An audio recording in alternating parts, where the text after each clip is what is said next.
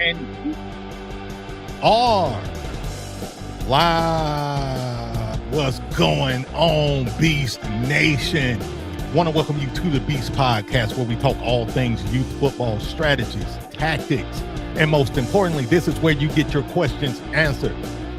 And for those who don't know, I am yours truly, Coach Beast.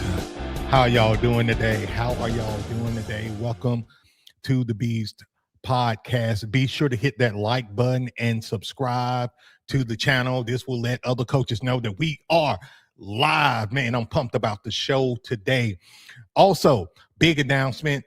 If we get 50 likes on the show today, we are giving away a free playbook, the Beast Single Back Offensive Playbook today. That's right, the Beast Single Back Offensive Playbook today. This is also the playbook that we are going over today on the show. Man, I'm super pumped, super excited about that, man. How are y'all doing today? Let me know. Sound off in the comments. Let me know how everybody doing. Put a 1 in the comments.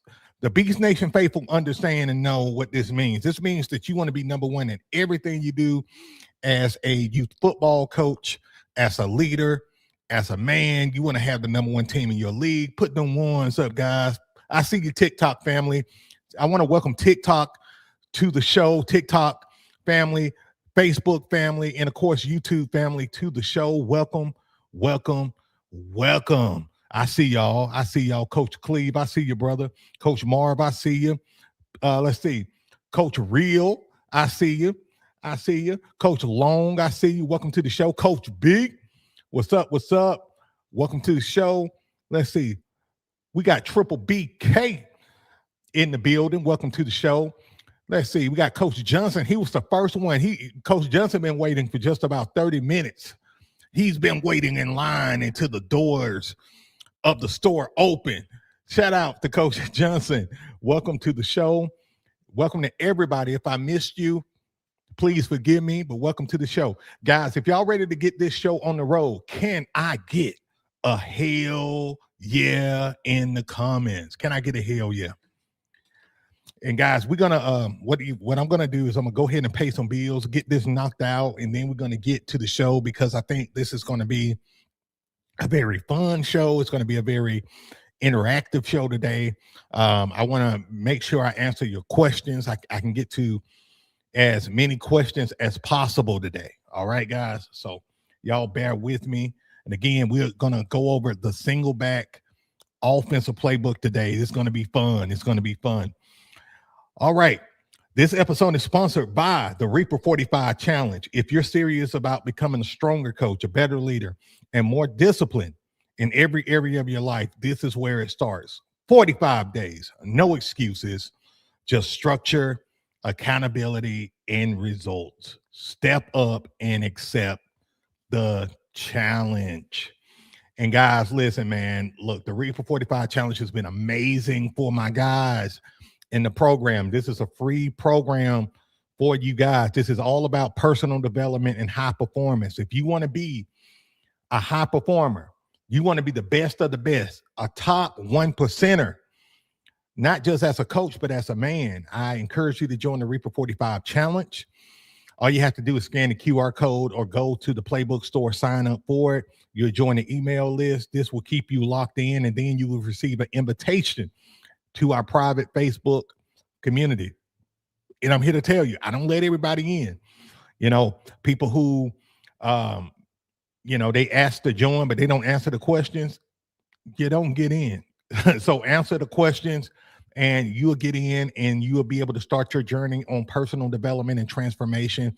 And shout out to all the coaches who are a part of the Reaper 45 Challenge, because my goal is to make this thing an absolute global movie. It's already global, but I want to make it even bigger, because I believe in order to make youth football great again, and just youth sports in general great again, we need phenomenal people coaching our kids, right?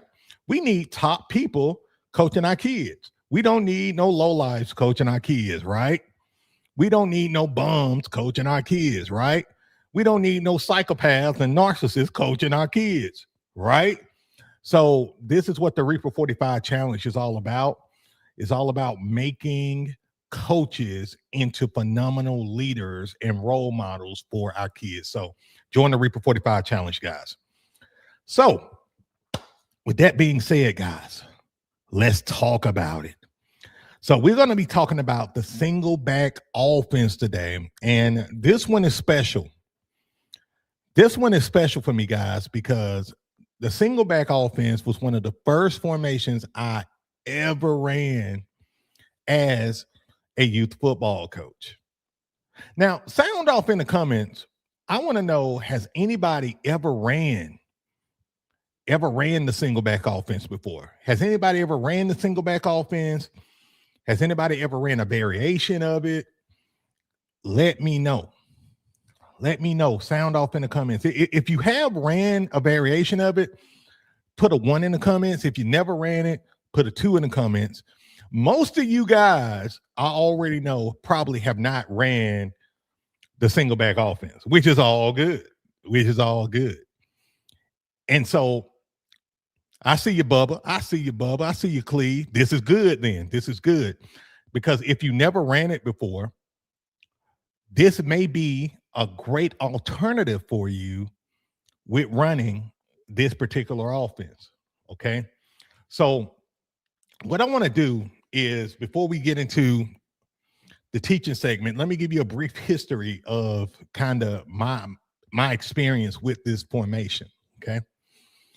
So again, the single back offense was one of the first formations I ever ran, guys. Like literally, it was the Maryland I formation. It was the single back offense, and it was basically the gun T formation. We didn't call it the gun T, we called it the jet. But those were the 3 formations I ran my first year. And I'm here to tell you guys, my 13 players, we averaged 28 points a game, and we was very, very hard to stop running this offense. And what the single back offense allowed us to do was to play very balanced. We was able to play very balanced. We was able to play very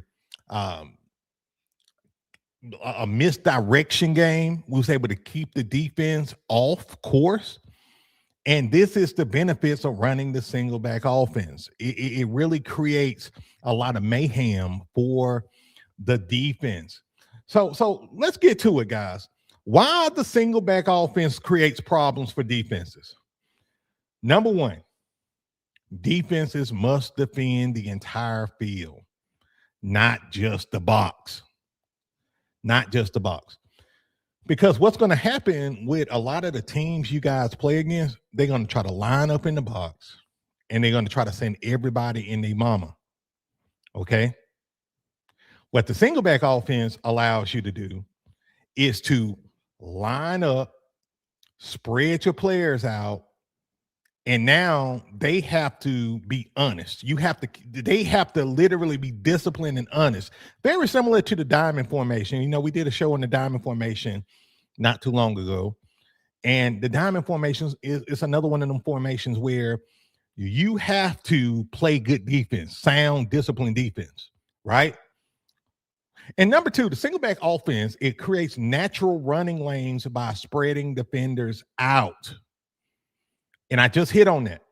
It's going to create a lot of running lanes. All you have to do with your guys is to make sure they know how to block. Y'all got me. They just got to know how to block. And number 3, the single back offense forces defenses to choose between stopping the run or covering receivers. And we're gonna get into that. We're going to get into that in a minute. I see you, Eborg. Eborg say, I gotta read this. Eborg says, been a crazy 3 weeks with traveling, meetings, conferences for work, but now I'm back. Finished the Reaper 45 challenge. Let's go. Now just keeping it going. And listen, for those who actually graduate the Reaper 45 challenge, I got something special for you guys. Just hang tight. I'm going to make the announcement in the Facebook group today or tomorrow. And, we kind of got an ascension program once you finish the Reaper 45 to keep you going. So just hang tight. But congratulations, Eborg. Eborg is one of the first graduates of the Reaper 45 program. Shout out to him. All right. Let's go to point number 2. And again, guys, if y'all are new to the show, welcome to the Beast Podcast. And if you haven't hit that like button, be sure to hit that like button and subscribe to the channel, because again, we are giving away a free copy of the Beast Single Back Offensive Playbook, which we're about to go over in a minute. So be sure to hit that like button if you haven't already. And Miss Beef, let me know where we are on likes right now, so we can kind of get a feel of where we at. All right. What you say? 14. All right. We have 14 likes so far. Okay, let's get it. We have 14 likes. And TikTok family, if y'all are watching and if y'all want to be a part of the playbook giveaway, I encourage you to come on over to the YouTube side, hit the like button and subscribe. Okay. We only counting those particular likes. I know y'all go ham on likes on TikTok. Come on over to the YouTube side, look up Coach Beast. You'll see us live. And your like count will add towards these 50 likes. All right. So, and y'all bear with me too, guys. My allergies are acting crazy as hell today. So I don't know if you can tell, I kind of got a nasally tone, and my breathing is not 100% like it normally is. So it's my freaking allergy. So y'all bear with me. If I'm breathing like the dude on if I'm breathing like the man on I think it was Insidious 3, the man that can't breathe. Y'all remember that?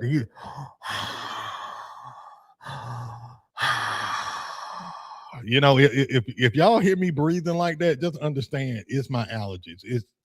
It's horrible today. So I'm over here like fighting. I'm like trying to talk to y'all. And I'm like, shit, my allergies are crazy. But I got good old Benadryl over here to help me out. So y'all bear with me. All right, guys. So here we go. So what's another benefit of the single back offense? It creates mismatches everywhere.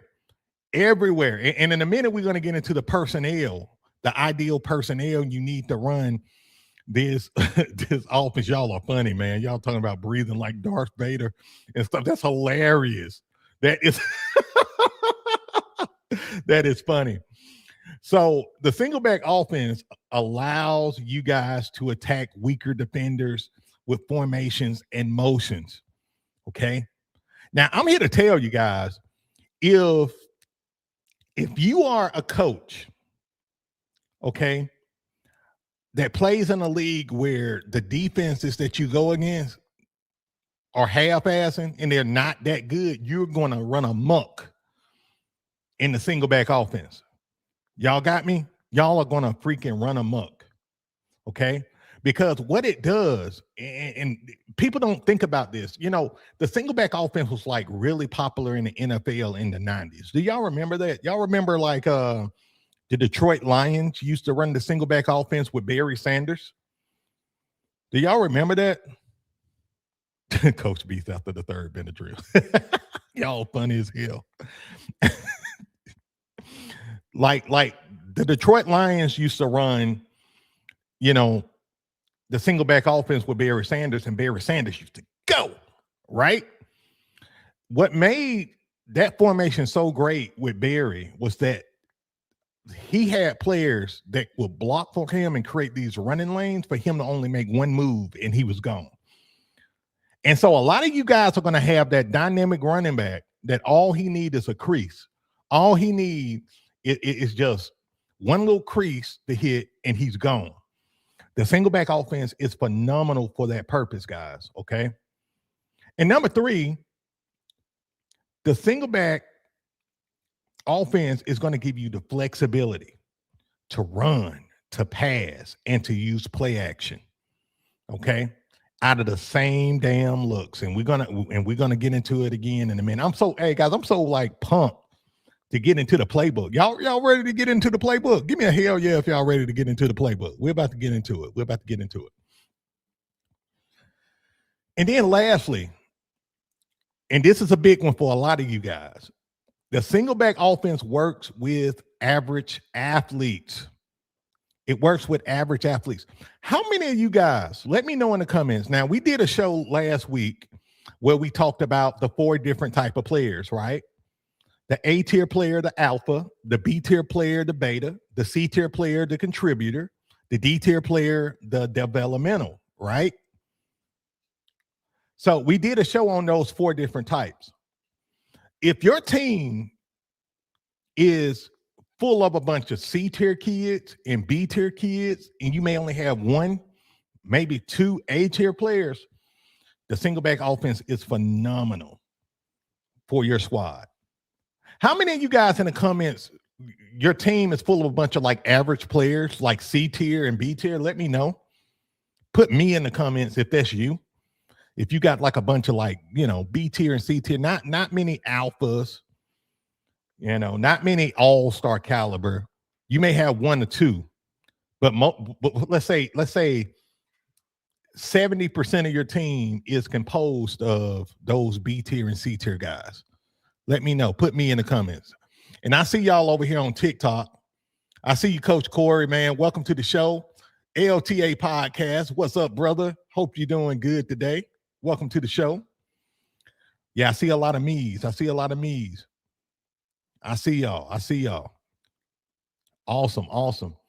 So this is going to be a excellent formation for you guys, because when I started, guys, look, I had 13 players. All of them was new except new to football, except 2. And I was like, what the hell am I going to do? And I was scared because I was new to coaching. But we ended up making it to the championship year 1, whooping ass, taking names out of this formation, okay?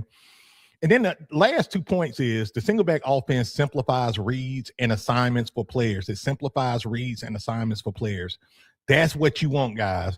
You want something simple, repeatable, consistent, something your kids can consistently execute on. Simple is better, guys. Don't buy into all the bullshit, okay?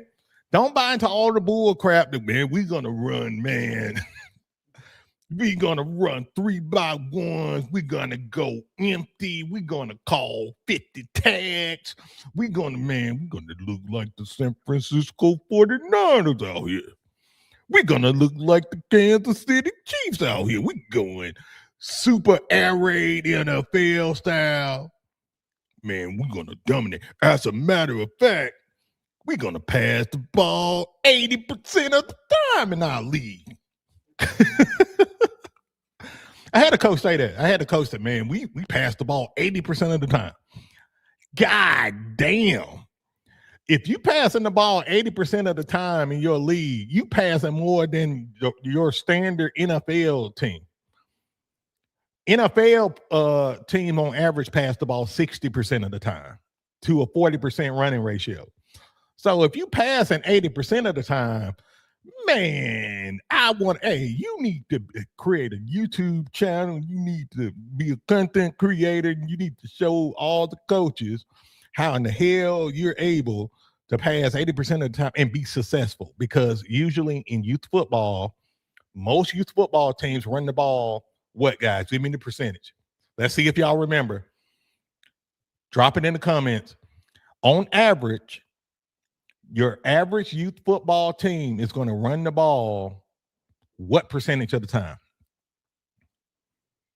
And it's kind of it's kind of a range too, by the way. Coach Cleve said 90. Archer USA says 80.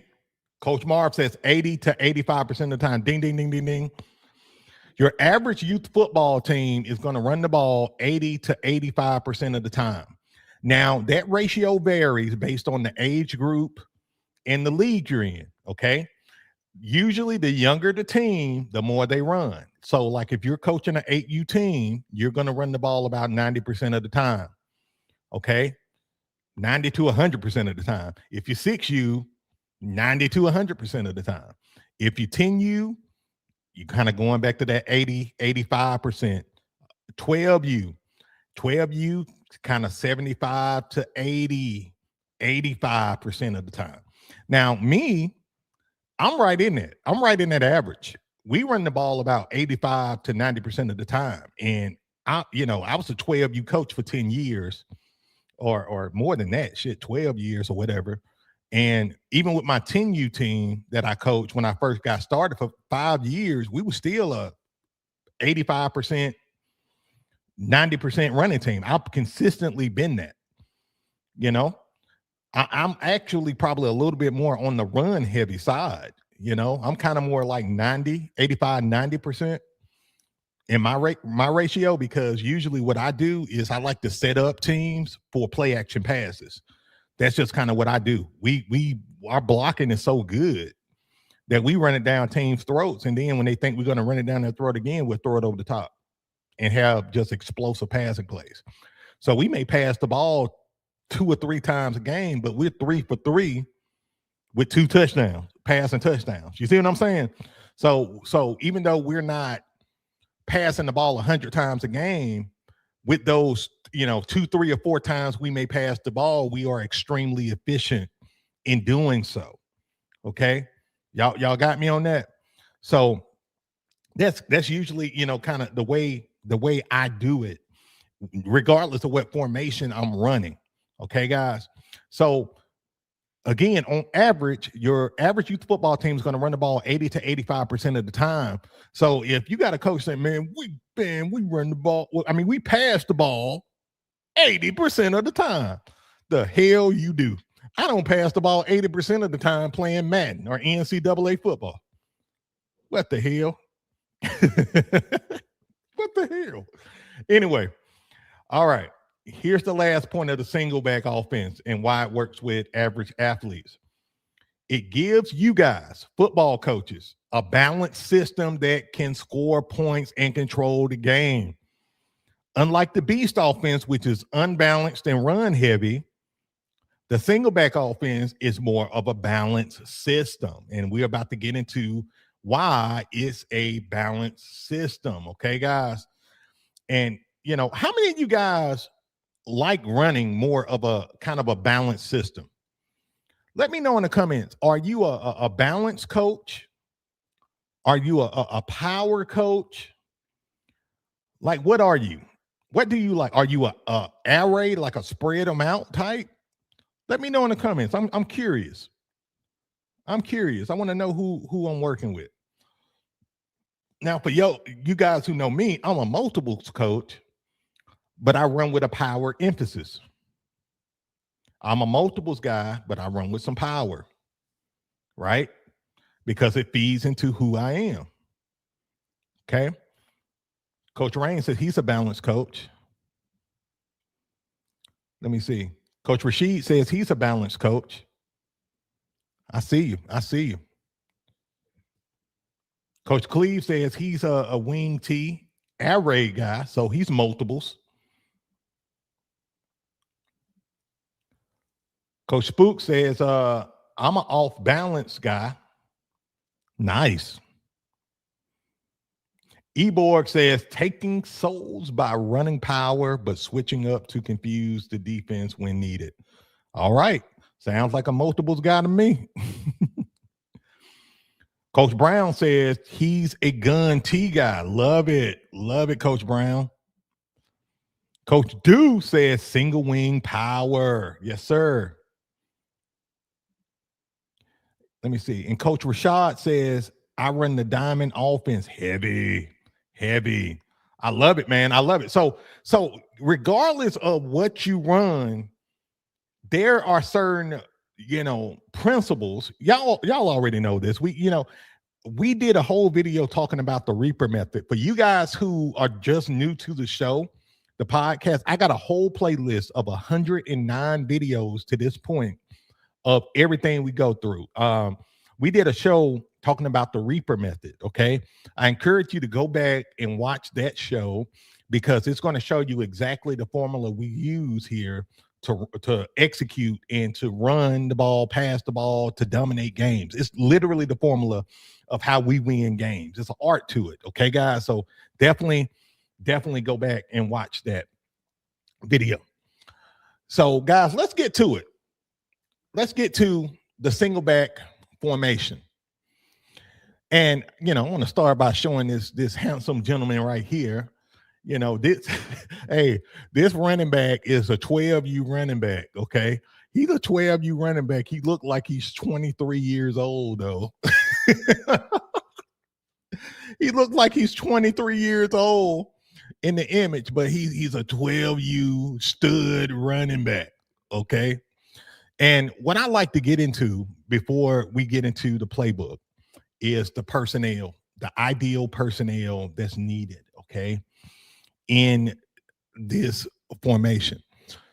Now, I'm going to refer back to my team year 1 and year 2, okay? I call them my first class of players, year 1 and year 2, okay?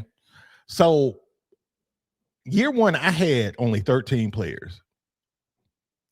All of these guys on the line was undersized. They could be running backs on any other team.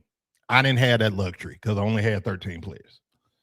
My biggest player on the team was my halfback, okay? He should have probably been on the line, but he was too much of a freak athlete to put on the line. The kid was the second fastest on the team, but he was the biggest on the team. And he was scary and intimidating for everybody. So I put his ass at running back. Okay. My quarterback was also a dual threat guy, badass player, man, really good. If I had all the personnel I wanted, he probably should have been my starting running back. You know what I'm saying? He probably should have been my running back. But I only had 13 players, right? So I had a dual threat kid at quarterback, okay? I had a kind of a, what's funny? Even though this was my biggest player, he was kind of a balanced running back for me. He ran straight up. He reminds you of Derrick Henry, and I kid you freaking not. I kid you not. This kid was my he was my nephew, and he ended up being one of my assistant coaches. 6'6", he got his own family and stuff now, but 6'6", 245 pounds, 50 pounds. How big do you think Zay is, Miss Beast? How big? Yeah. We say about 250, 255, if not bigger. Yeah, probably 250. So he's, as a grown man, he's 6'6", 250. Okay. And he ended up becoming a really good basketball player, went to go and play college ball, and just, phenomenal athlete. Well, when this kid was at halfback on the team, I had to always have the birth certificates because the coaches would stop the game and say, man, this kid ain't 10 years old. Man, this kid ain't 10. He cheating. This kid ain't 10. And I would come out there. I said, yeah, he's not 10. He's 9. He's 9 years old. Oh, he ain't 10. Yeah, you're right. You're right, Bob. He's 9. And literally the first play of the game, guys, we scored a touchdown. Literally the first play I ever called as a coach, never forget it. We did a toss play to him. He scored 60 yards. Touchdown. So with my Y and my Z guys, my Y and Z was brothers, Zarel and Israel. Shout out to them. And they were short little kids, but they could play ball. They was football players. And I put one in the slot, Zarel, and I put Israel at the Z. Okay. And then I had X out there. I kind of used my X as a decoy, just because, again, I only had 13 players and we didn't have the most talent. My team was full of, I had 2 A tier, but the rest of my team was full of C tier guys, C tier and B tier guys. But we was whipping ass. Okay, guys? So that's kind of the setup that I had, okay? That's kind of the setup that I had. And so literally what we would do in this offense was we're trying to space out the defense and we're trying to run our toss plays to the outside. We're trying to get the defense off balance, okay? And literally, guys, we would down block or dry block all season long. Down block or dry block. So a lot of you guys, y'all are not blocking coaches. And I get it. And I understand. You don't like coach and block it, teach blocking. You don't like to coach it. I get it. But if you are one of those guys who don't like doing that stuff, this is a great formation, because really, if you teach your kids how to down block in this offense or drive block, and they get hella good at it, you're going to be very hard to stop. Because if, let's just say, for example, you down blocking, you teach them how to down block, and let's just say, I'm gonna use this tight end as a defender here. Y'all bear with me. Let's say you got a linebacker up here, right? And it's nobody, let's say with the tight end here, it's nobody in his inside gap. The rule is what they're going to do, right? If the rule is down blocking and there's nobody in his inside gap, what is he going to do? Let me know. Let me know in the comments. What is this tight end going to do? I'm going to be interactive with you guys today because I want to make sure you know how to teach this stuff as you install it, okay? As you install it. And shout out to KJ. KJ says, do you coach Little League? I did it for a long time, coach, long time, but I haven't coached youth football since 2021, 2022. Now I coach coaches. That's what I do. So did it for 15 years, my guy. Exactly, Coach Brown. Coach Brown says reach second level. That's right. If there's nobody in his inside gap, he's going to climb to the second level, reach up to that linebacker. Exactly. And you teach this rule with your entire team. Now, on the backside, you can teach your guys to block their outside gap. You can teach them to do that. Or you can teach them to double team if you want, or just block the man head up on them. Okay? It's up to what you want to do. Okay? Now, this is what I like to do. I like to teach my guys to wash the offensive line down. Okay? I want to wash the defensive line down. Okay? I want to wash that defensive line down. We call it mowing them down or sewing them down. Okay? We want to create those problems for the defense to where they are having problems flowing to the ball. Okay? Now, the type of running back that I would have back here, if I was you guys, if you got a speed running back, put him back there. Okay?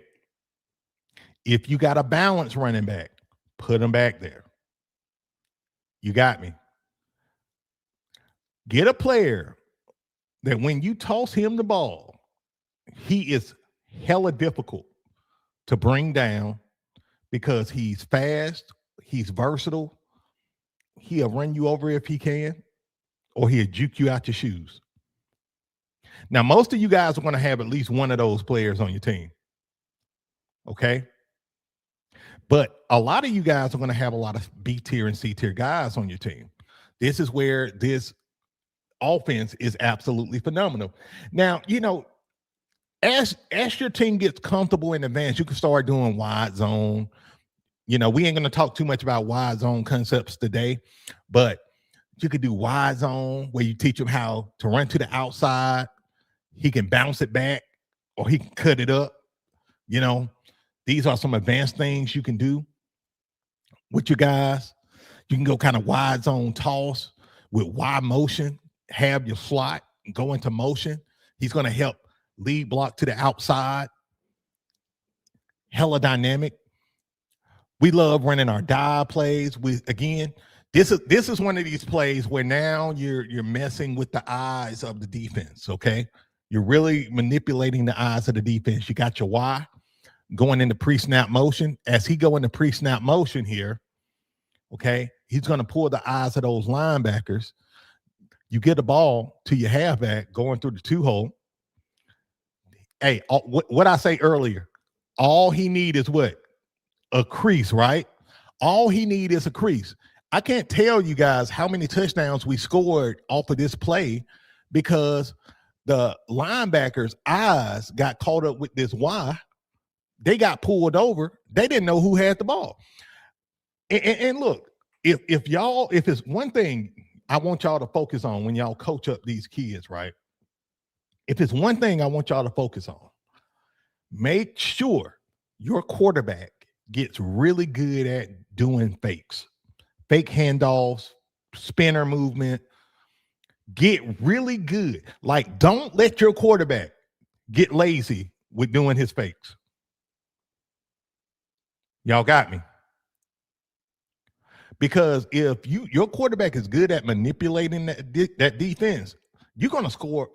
I guarantee you're going to score a touchdown, a extra touchdown a game, just off of fakes that the quarterback is able to do. Y'all got me on that.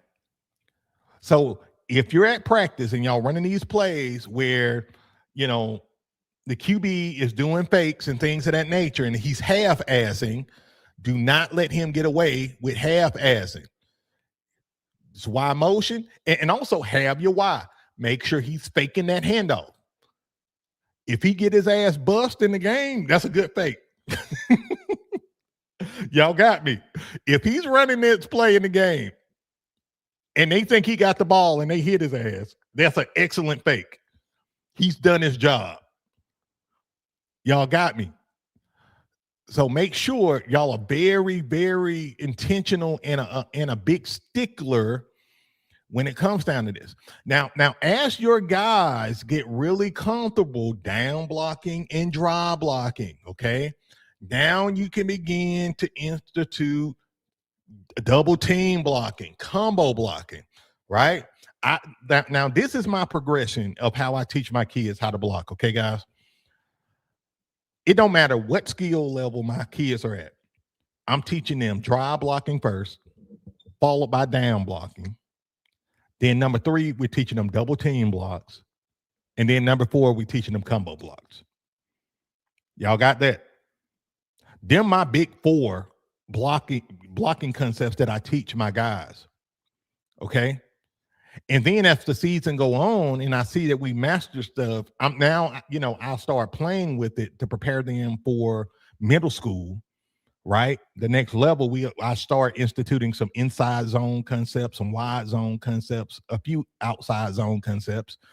But my big 4 guys is down blocking, dry blocking, double team blocking, combo blocking. Y'all got that? So make sure y'all remember that. I'll see you Thursday, Coach Cleve. You have a good one, brother. All right. Now, as you establish the running game in the single back offense, now you're able to begin to get really nasty with it, okay? Now you're able to put in these double reverses. Y'all see that? Now y'all able to put in these double reverses to really mess up the defense, okay? Now I'll say this too about the single back offense. If you run multiples like me, I would run the single back offense and then I would pair it with the formation like the beast offense, the traditional single wing, the wing T offense. You can even put it with the diamond or the T formation, okay? In other words, put it with like a run heavy, style offense, because when your guys spread out in this single back offense, it begins to create a lot of problems. Y'all got me? A lot of problems. And listen, guys, what I'm going to do too is I'm going to start answering y'all questions now. Okay. So we're going to do like a rolling Q&A. So if y'all have questions, feel free to drop them now in the comments and I'm going to kind of go. Okay.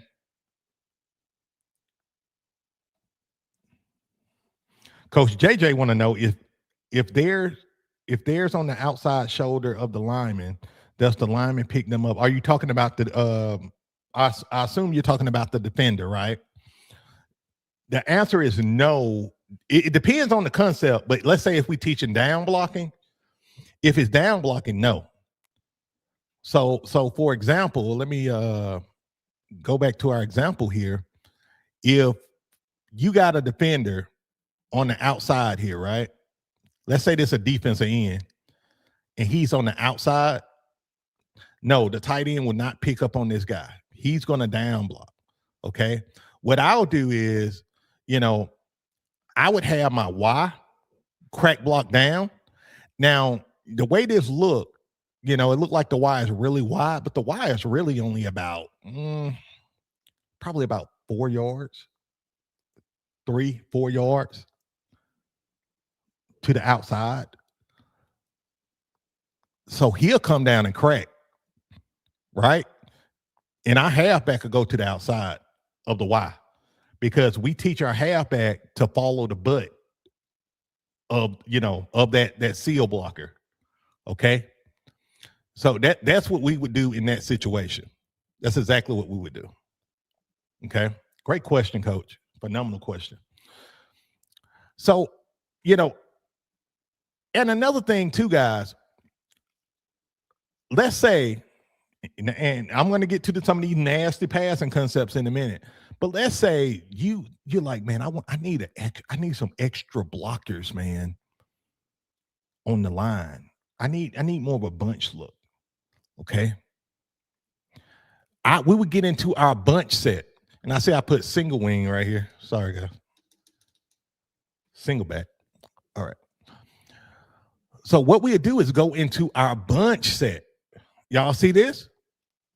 Now we got that thing stacked. So even if we are down blocking, right, Coach?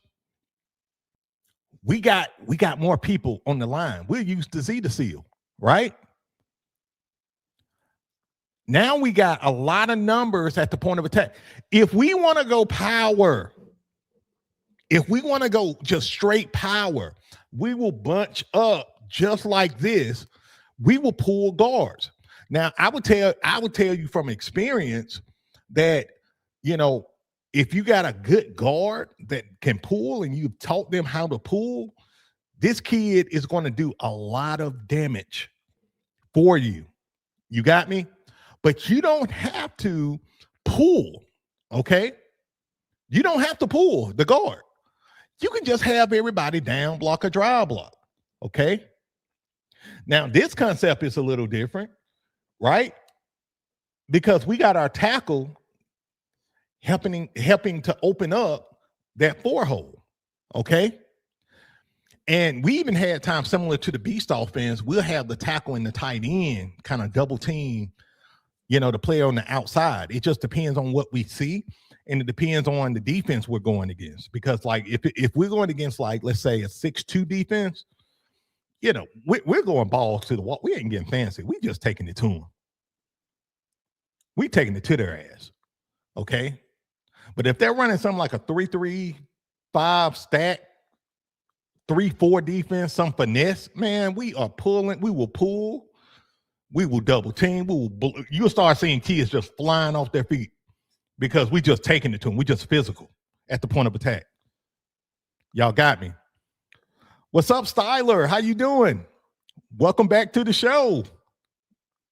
Glad to see you back, Styler. All right. Jesus Lives said, I almost said Jesus Saves again. Jesus Lives said, would you recommend implementing some motion plays for 5 and 7-year-olds? Absolutely. If you got the players that can do it, absolutely, Coach. Absolutely. I wouldn't make it overly complicated, but you can definitely implement the motions. I wouldn't do like a hell of a lot. I run my, let's say 5 to 7 years old, man. I got my 4 to 8 core plays with that age group. Okay.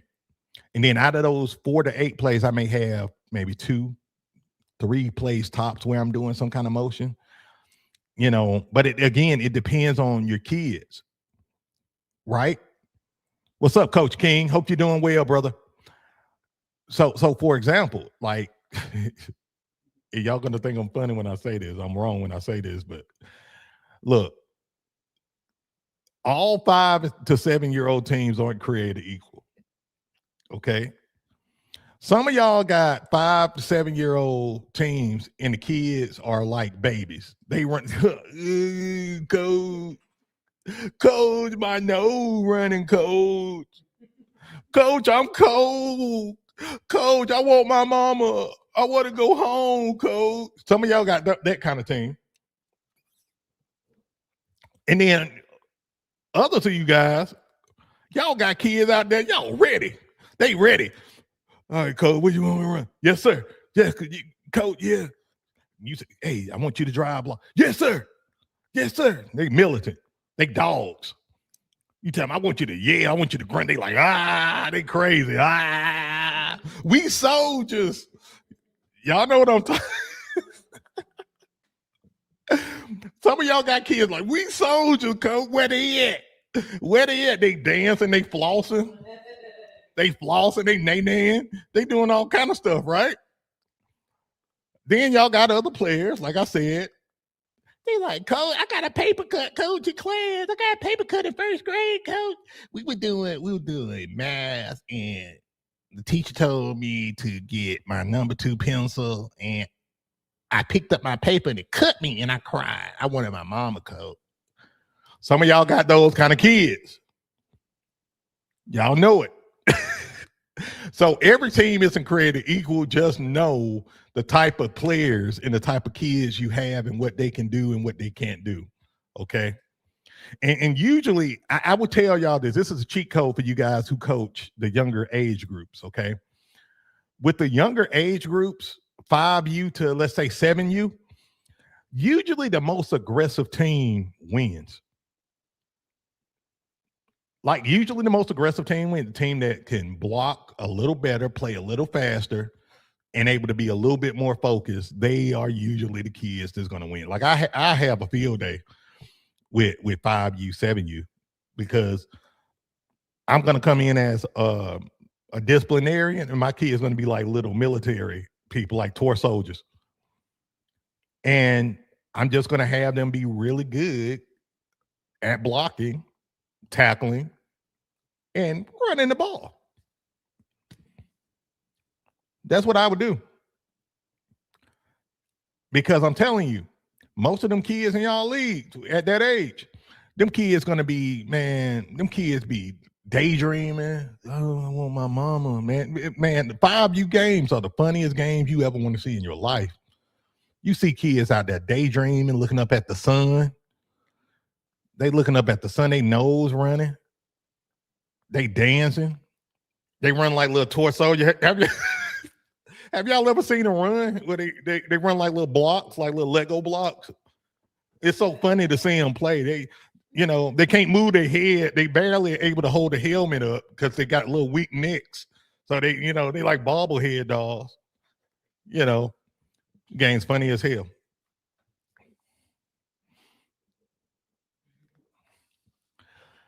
Jacoby want to know, is the number, if the number holds too difficult to teach at 6U? Again, it depends on your team.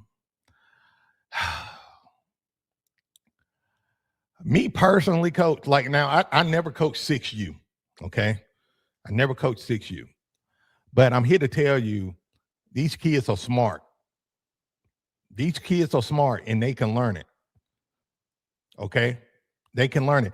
Is there anybody on the show who's watching the show who coached 5U, 6U, 7U, and y'all teach the numbering system to those kids? Let me know in the comments. Let me know in the comments. Now, I know if I was in your shoes, coach, I would teach it. But I'm a good teacher, too. I'll break it down. I'll be like a first grade teacher. Y'all hear me? I'll be like a first grade teacher. I'll be like, look, go to your right. This guy right here with the ball, he is center. This hole right here, you see this? This is the 2. Yes, sir. Can everybody put up twos? Yes, sir. Like I'm breaking it down like a first grade teacher.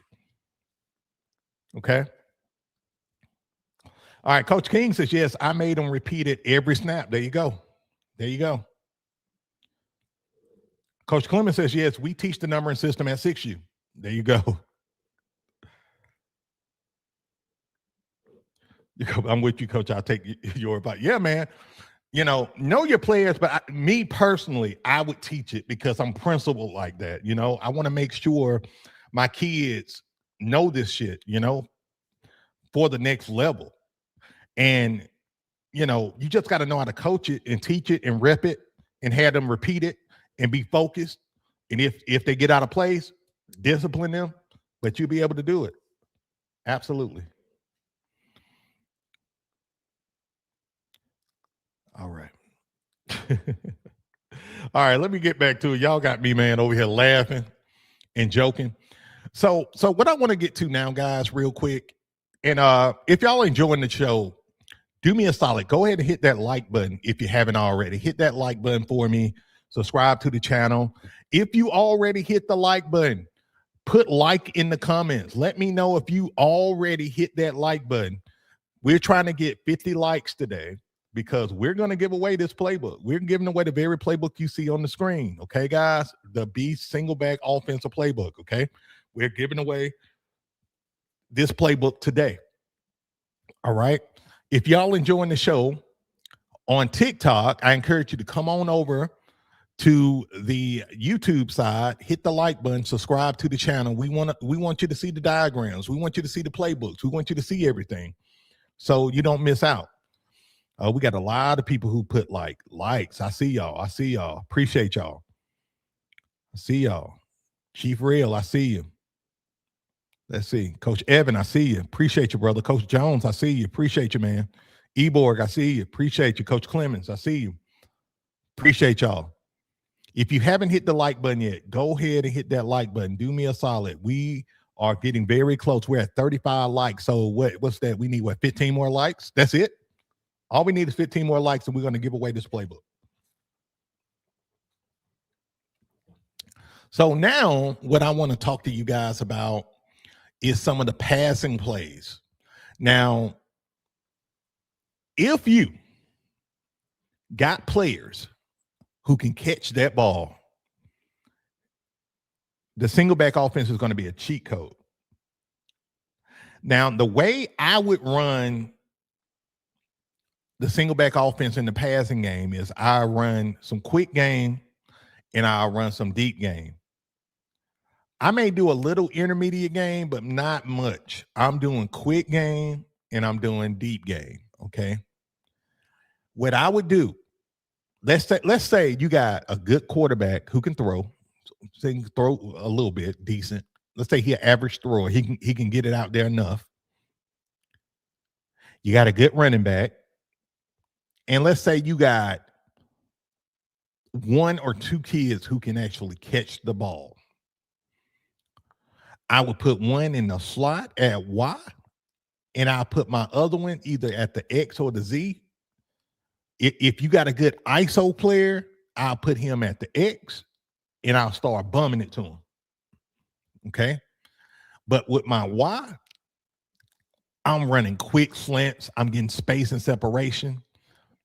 Okay? And we almost running like RPO style plays, right?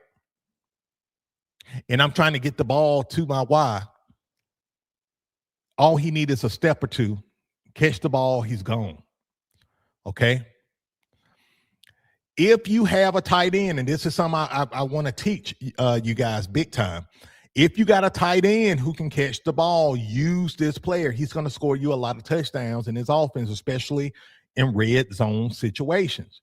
Just have him run out routes. Okay? They're not going to pick up on him because they think he's just going to block all day. Okay? Get the ball to your tight end on out routes, especially in red zone situations. This is one of the formations where your tight end is going to love you. Now, here's the teaching point, though. Make sure if your tight end is going to run the route that your two wide receivers are off the line of scrimmage. Why is that? Because if this tight end is covered, they're going to throw a flag on you if they catch it. Y'all got me? If he's covered, he can't go out for a route. So you got to make sure he's not covered and he can run that route. Y'all got that? Either way, if the Y go up to the line of scrimmage, right, he cannot go out because he's what? Covered. Let's put it in the comments. Covered. I want to make sure y'all understand that because that's something that gets really confused in the youth football coaching space about, being covered or legal formation and all of that stuff or, all of that. So I want to make sure y'all understand that if y'all going to have that tight end run a route, make sure he's not covered. Now, if you see here, we're back in our normal set, right? Where the X and Z is on the line of scrimmage, the Y is off the line of scrimmage, but we don't have the tight end running a route. So it's okay if he's covered because he's not going to run a route anyway. Y'all got that? And this play right here, single back X fade, this goes back to what I was just telling you guys, right? About if you got a good player, a good wide receiver, a ISO player, you can put him at X on the island, especially if you find out the team you're playing, cornerback, is a daydreamer, don't know what the hell he's doing. And y'all know how this goes. A lot of coaches put a skilled kid that's not that good at cornerback. Y'all know what y'all do. Y'all know what y'all do. Hey, don't act like y'all don't do it. Y'all put little Johnny over there at cornerback because little Johnny, he's a skilled guy. He's a little fast, but he's also a little slow, if you know what I mean. And you like little Johnny don't know what he's doing. So I'm going to put him at cornerback. He's a C-tier player. He's a contributor, right? Meaning he's a specialist. He can only play really one position. And so a lot of coaches will put that kid at cornerback. And if you got an all-star player at that X, let him cook. Y'all got me?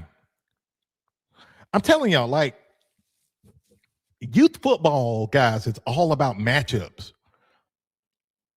And that's my goal for you guys. I want y'all to just think when y'all play these teams, y'all start analyzing these players on these teams.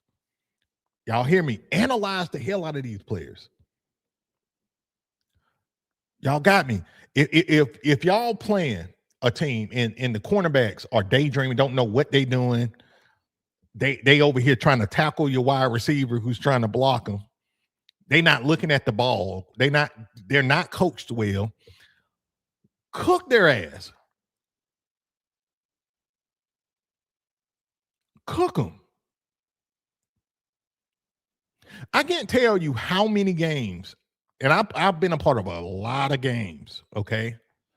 I can't tell you how many games I've coached in or I've witnessed and seen as a spectator where the kids don't know what the hell's going on. They're just out there. And the coach don't know what the hell's going on because they don't know how to adjust. They don't know how to adjust their defense. And their kids like a deer in headlights. And the coach is just depending on their top players to win the game. They may have a good defensive end, a good linebacker, and they're praying to God that good linebacker and defensive end can make 60 to 80% of the tackles or can help with tackles before somebody break it. If you're going against a team where that defense is unprepared, make them pay. Take their souls. Just take their souls, guys. Y'all got me. So football is simple, man. It's simple.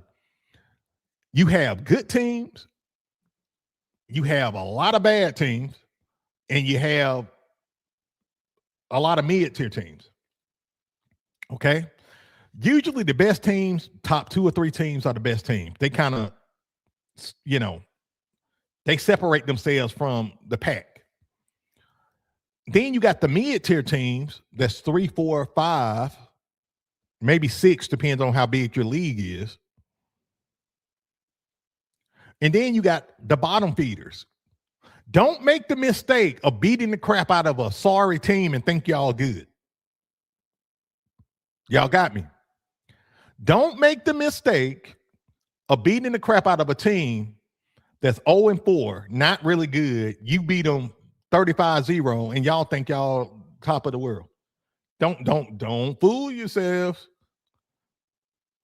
Because all wins aren't the same quality.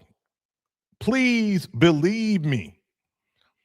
You beat the crap out of a sorry team, then you come next week and play a top tier team, and then they beat the crap out of you 42-0 or 42-7, and you mad at your team. Y'all didn't play like that last week. Yeah, we didn't play this team. Man, y'all, I've seen it, guys. Look, I've seen it where coaches get mad at the team because they beat the shit out of a lower tier team. And then the next week they play a top 3 team, and then they get the snot beat out of them. And the coach, man, we running laps, man. How in the world, man? We beat the brakes off this team last week, and now we play this team, and they beat the brakes off us. Y'all ain't playing good. No.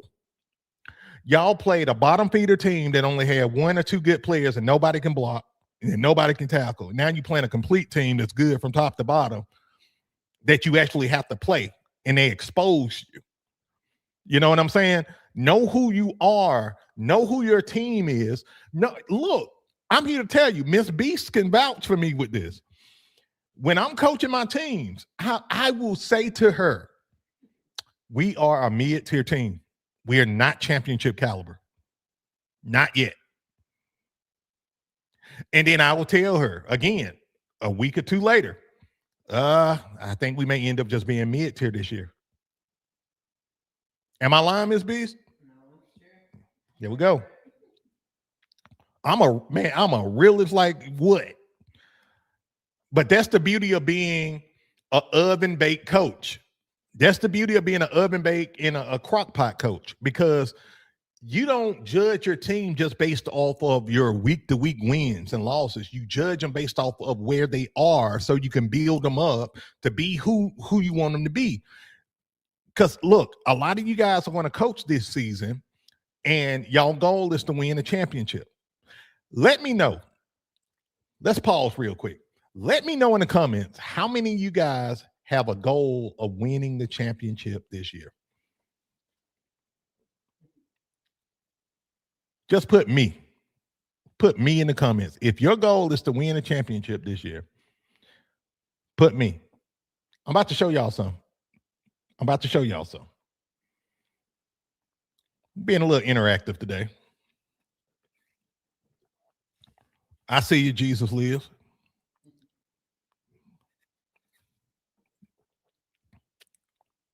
Coach Selly, put a flex emoji. Put me.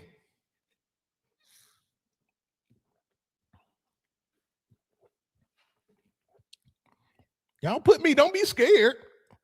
Don't be scared. Put me. What's wrong with y'all? Y'all scared?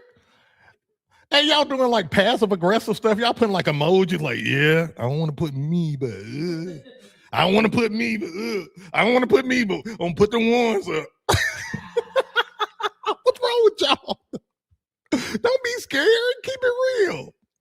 Hey, I know what y'all thinking. Y'all like, man, what the hell Coach B's finna do? What he up to? I don't want to put me. He may call me out. Don't be scared, man. So I see some me's. I see y'all. I see y'all. Much love, much respect. Now, I'm gonna tell you this, whether you admit it or not. I don't know one coach who don't play to try to win the championship, right? Now, I will tell you though, your goal may be to win the championship, But a lot of you guys won't have a championship caliber team this year. And that's okay. All right?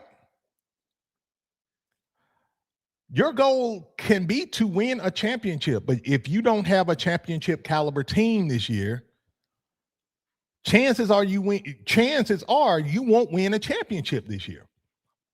This is why, me personally, I never have a goal to win a championship. Never have had it. Out of my 15 years of coaching, it's never to win the championship. You want to know what my goal is? I want my team to be the best version of themselves. I want my team to play to the best of their ability that year. And then we leave the rest on the table. Because I've had years, guys, where I've had championship caliber teams and we won the championship. I've had years where the next year got a new class of kids. They're not championship ready. They just not. They need a year or two. And so we may be mid or subpar until they learn how to block. They learn how to tackle. They learn how to execute on a consistent level. Then the next year they come, they badass. Now I'm gonna put a poll question up, guys. I got a poll question.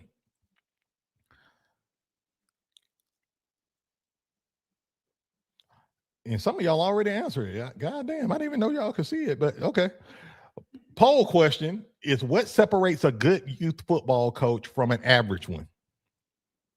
If y'all haven't voted yet, I want you to put your vote. What separates a good youth football coach from an average one? Better play calling, better player development, better discipline, better team culture. Let me know. This is so good, guys. I'm finna drop a bomb on y'all. And again, guys, if y'all getting value, be sure to hit that like button. We're going to give away a free copy of the, I'm going to say the Beast Unleashed. I'm going to give away a free copy of the Beast Singleback Offensive Playbook today. If we hit 50 likes, we're very close. We're very close. Very, very close. And if you stay to the end of the show, I got a special gift for you as well. So you don't want to miss this, because this is going to benefit everybody on the show who's watching. Same with you too, TikTok fam. So I'm here to tell you, and this is a coaching point, guys. If you got a team that's not a championship caliber team this year, and you're gonna know it. You're gonna know it by the time week 2 or 3 roll in, where they are. If they're not championship caliber, you need to double down on building your team culture and your discipline, because that's the foundation. Y'all got me? Focus on building team culture and discipline. Y'all got me? And as you are doing that, this is the big one. Here's the big one. You better double down on player freaking development, and that needs to be embedded in the culture of your team.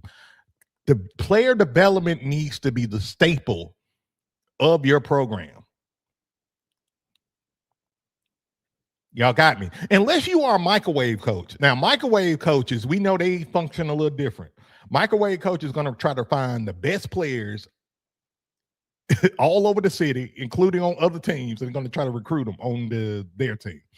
And they're going to try to recruit as many alphas as possible and beat teams in 1 year. They don't focus on culture. They're not trying to really focus on discipline. They're not focusing on player development. They're just trying to win as fast as they can with those alphas. But most of us over here are oven baked and crockpot coaches, so we focus on player development. Y'all got me? So what separates a good youth football coach from the average ones? It's kind of all of the above. But I'm here to tell you, If I got a team year one and I find out, okay, this team they need some work, I'm focusing on player development, team culture, and discipline. Probably in that order. Or I would even say this: I focus on team culture, discipline, player development. Why would why in that order? Right? Why in that order, Coach Beast? I don't, Coach Beast. What, Coach Beast? Because with understand, if we're taking team souls, right? What's our 3 levels of taking team souls, right? Mentally, emotionally, and physically, right? I want to build a culture where my team is strong mentally, emotionally, and physically, right? I want them to be strong.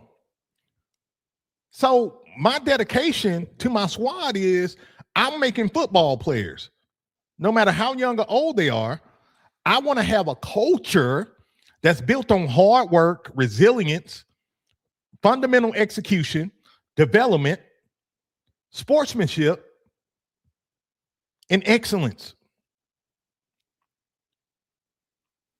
Oh, I don't know if I said this or not, but they got hell. They're definitely going to be disciplined, right? Because once you establish that as your culture, player development begins to get a lot easier. Have y'all tried to develop a team of undisciplined kids? Good luck. Have y'all tried to develop a team of undisciplined kids? My God.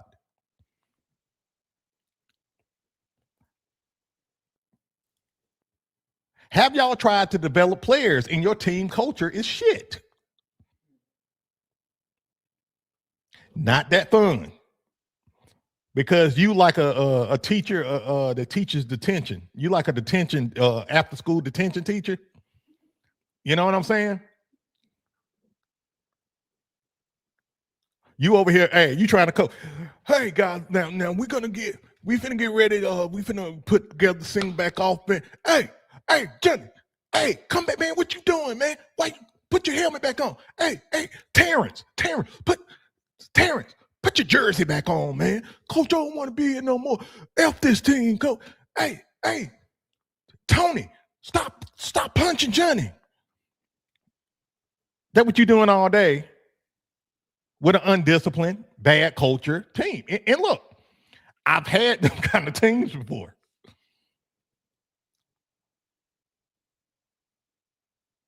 And the challenge today, guys, that we're facing in our society is that the parents are undisciplined. So now you got a double whammy. You get onto their kids. Oh, what coach say to you? What he make you do? He make you run extra. Did he make anybody else run extra route? Oh hell no! Oh hell no! Oh hell no! I don't know if Miss Beast can see what I'm doing. She'll be laughing her ass off. But oh hell no! You ain't going back to that team. I tell you what, we're gonna give coach a day to calm his ass down. You ain't going to practice tomorrow. And I want him to say something to me. You don't make my son run an extra lap in front of the entire team, embarrassing my son. Oh, hell no, not over here.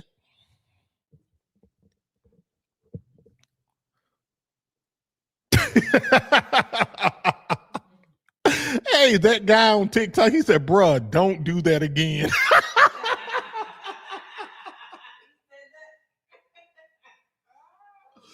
Y'all know that shit is true though, man. Come on, man. Y'all know it's the truth.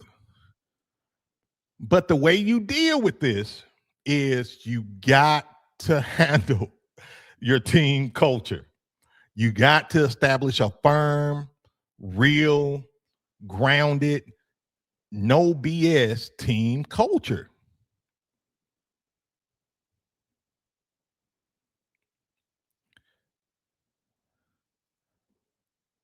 Coach Pruitt says some coaches don't know how to put the right players in the right spot. That's true. That's true. That's true. And that's why we all on the Beast Pod. That's why we hanging out together, right? But I'm telling you, I just made a reaction video yesterday talking about it showed a kid came to the mom and said, I want to go home. I want to go home. I don't want to run no more. And the mom like, why he got y'all running like that? Why? Because it's football. Because it's football. It's called conditioning. You know what I'm saying? So understand, guys, and this is not the episode where we're talking about culture building. We got other shows where we've done that and talked about that. I really encourage y'all to go back to watch those previous shows, but understand you got to make sure that culture is right. And your culture need to have discipline embedded in it. I'm harder on my parents than I am on my kids. Day one, I let my parents know, look, I have zero problems kicking your kid off the team, and you too. I have zero problem. I don't care if he's an all-star player. I don't give a damn. Y'all got to have that mentality. Some of y'all are scared of what's going to happen when y'all like discipline a parent. Some of y'all, man, I'm sorry. I'm so sorry. Hey, look, I don't mean no harm. But, you know, does little Johnny need a ride to practice? Why he haven't been here in 2 weeks? Man, I'm like, look, if he missed one practice, he's not playing in the first quarter. If he missed 2 practices, he's not playing in the first half. If he missed 3 practices, he's not playing at all. Sign this form. If they don't want to sign it, find another team. I don't play that shit. Because our society is buck wild right now. People want to put their standards or their toxicities and their problems on you as the coach. Some people don't even respect you as a coach. They see you as a babysitter. We don't want that over here. Okay, guys? We don't want those type of issues going on over here.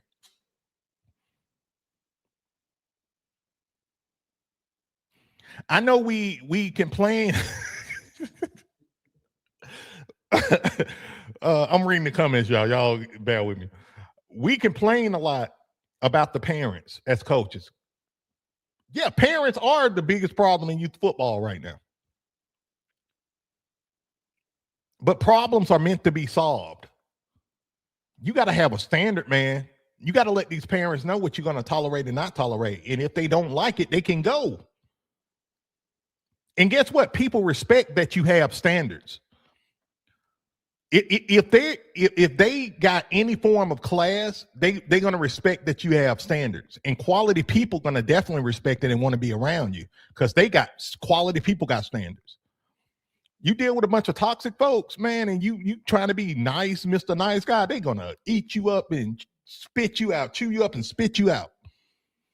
Don't be that. Don't be that coach.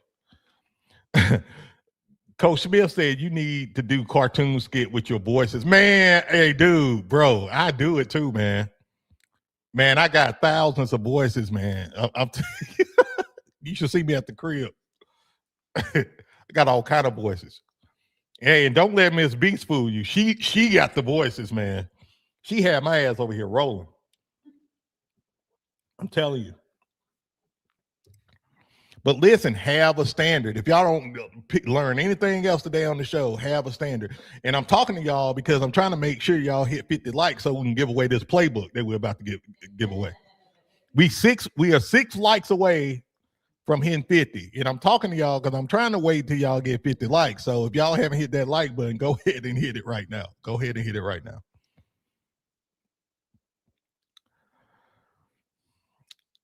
Coach Victory want to know what's the best offensive play to run on goal line.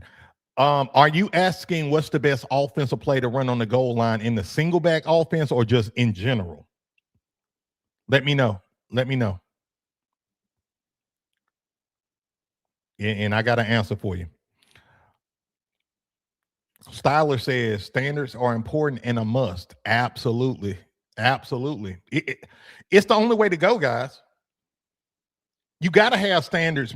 Look, the rowdier your parents are, the higher your standards got to be. And the less flexible you got to be. You got to put some strong concrete guidelines for parents who are undisciplined. Because if they don't like bringing their kids to practice and you like, oh, it's okay, I pick them up. Guess what? Just like a dog, a stray dog that come to your porch and you give them something to eat, you got a new pet. So in other words, once you say, oh, it's okay, I'll pick them up, guess what? You're going to pick them up every practice now. You done screwed up. You know how I know? Because I did it. I did it. Guys, check this shit out. Check this shit out. I live 45 minutes away from the practice field going one way. What's up, Coach G? I stayed 45 minutes away from a practice field going one way. Most of the kids on my team stayed 5 minutes away from the practice field. I would go to the neighborhood where most of my kids were. That's 5 minutes away. And I would have a truckload of kids. And on my poor little Tundra would be full of kids. I have probably, man, I kid you not, I had 6 to 8 kids on the bed of the truck. I had 4 kids inside the truck. Man, you would think I picked them kids up to do some construction work for me. You think I picked them kids up from Home Depot to help paint a house or do some construction work for me? I kid you freaking not. And you know what the parents was doing, y'all? On the porch, chilling, barbecuing, getting drunk, doing some ignorant shit. Don't do what I did them early years of me coaching. Get your kids to practice because I'm not a babysitter. And if you allow them to make you a babysitter, they're going to treat you as such. Hey, these parents won't come to their kids' games. They won't come to the practices. And then they get mad at you about the kid not playing. How you know your kid not playing? You don't even come to the games. What the hoot?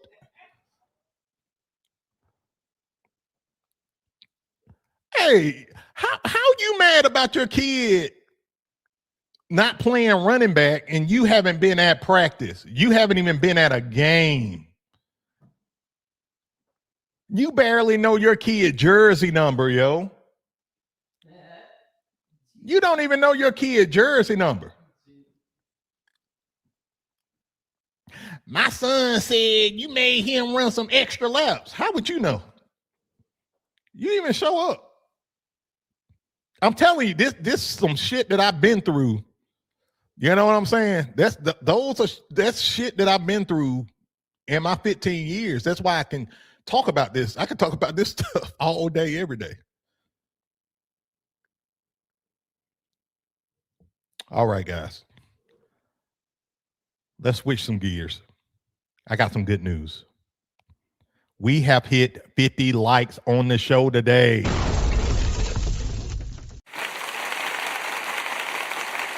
Big congrats. Big congrats. That means that we are going to give away a copy of the Beast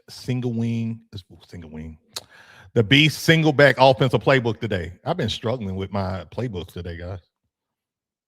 We're going to give away this playbook, the Beast single back offensive playbook. Okay. Now, of course, if we hit 60 likes, I'm giving away another copy. If we hit 70 likes, I'm giving away another copy. All right, guys. So if y'all want, and look, guys, this is one of my favorite playbooks. It's dear to me because this playbook has won me a lot of youth football games. a lot of youth football games, and it's giving my kids the opportunity to shine, multiple kids the opportunity to shine. So this is my pride and joy right here, guys. So really excited about it. So if y'all are ready for the playbook giveaway, can I get a hell yeah in the comments? Give me a hell yeah. Give me a hell yeah.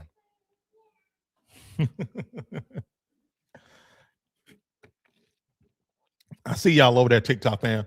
Listen, TikTok family, if y'all want to be a part of the playbook giveaway, okay, I need you to come on over to the YouTube side. That's where we give it away, okay?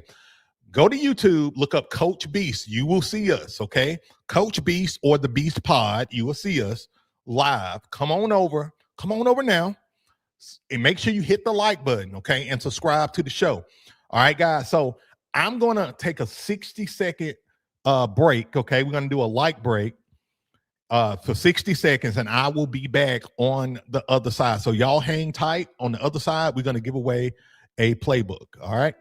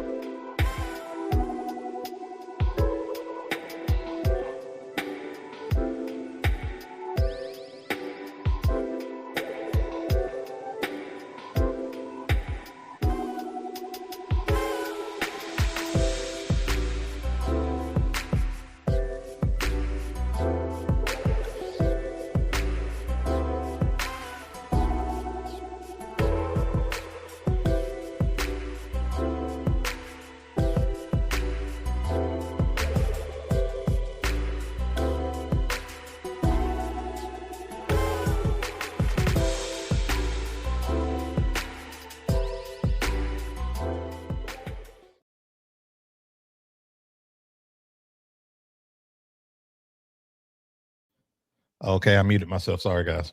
We are back.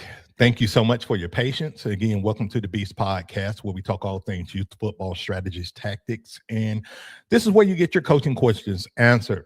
If you haven't already, be sure to hit that like button and subscribe to the channel. If you haven't already, do it now. Do it now. We are growing, y'all. We are growing like crazy. So thank you guys so much for everything that you guys have been doing. Okay, thank y'all so much. And let me let me see here. Now I wanted to address something real quick I seen in the comments. Coach Wood says, I won these playbooks. Now our program is saying we have to run the stuff the high school is running. Oh my God, man, that's crazy. That's crazy. How many of you guys coaching like a feeder program? like your youth football program is a feeder program. You know, if it's one thing, and I got to say this before we give this playbook away. If it's one thing that gets on my nerves as a youth football coach, or just coach in general, is these feeder systems. I'm not against feeder systems, but what I am against is they make you, not all of them, but a good helping make you run the playbook the high school is running. You know what makes me mad about that? What if the high school coach get fired and they get a new coach that got a completely different system? What then? Right?